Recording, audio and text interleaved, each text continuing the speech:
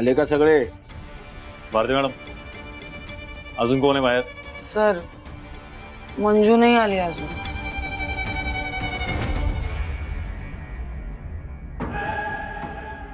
किती बेजबाबदार बाई आहे ही. एक काम धड नीट जमत नाही हिला.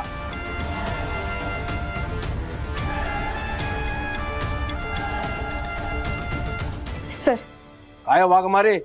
हा, अरे मनाला येईल तसं वागता, येईल तसं करता. पोलीस स्टेशन आहे का धर्मशाळा?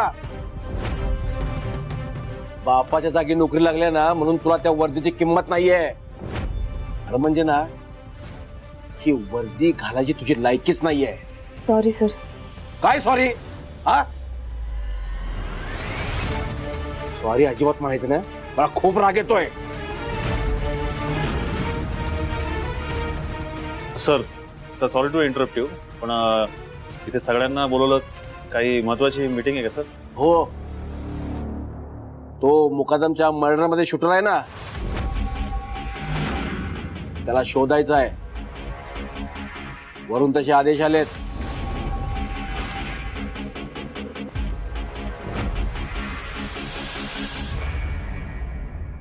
सर पण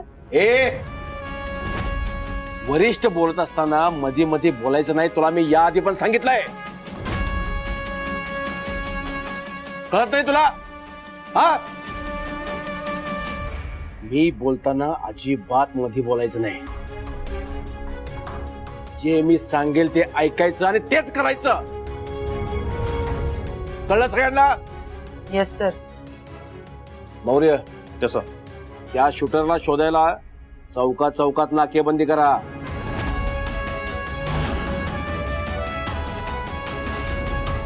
सगळीकडचे सीसीटीव्ही फुटेज तपासा.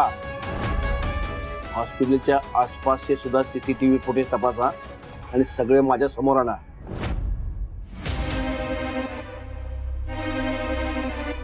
मला आज संध्याकाळपर्यंत तो शूटर माझ्या समोर हवाय. कळलं सगळ्यांना? निघा. सर. Get out. सर,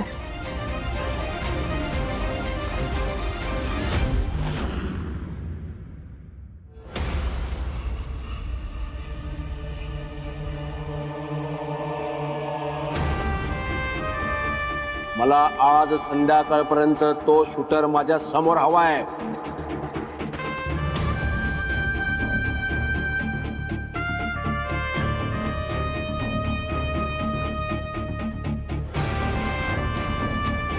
वाघ मारे, मी इथनं सुटूच नाही म्हणून सगळी सूत्र हलवली जातात. नक्कीच कोणतरी मोठा माणूस आहे याच्या मागे, जो वरून सगळं हँडल करतोय. सध्या काही काळजी करू नको. फक्त शूटरची साक्ष होईपर्यंत आपल्याला काळजी घ्यायला लागेल बस. बरं, तो शूटर कुठे आहे आता? आमच्या घरी. काय?